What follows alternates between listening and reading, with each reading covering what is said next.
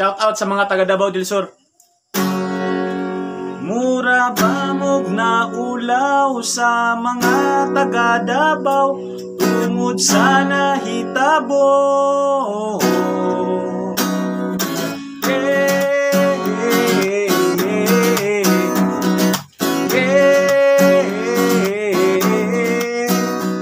Si Kagas ipirma sa impeachment ni Sara. Si Kagas ipirma sa impeachment ni Sara.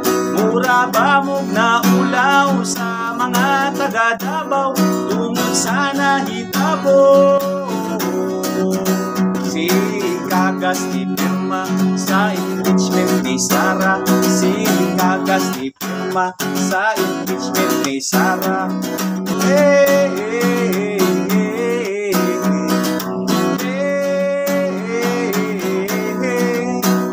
Si Kagas ipirma sa impeachment ni Sara.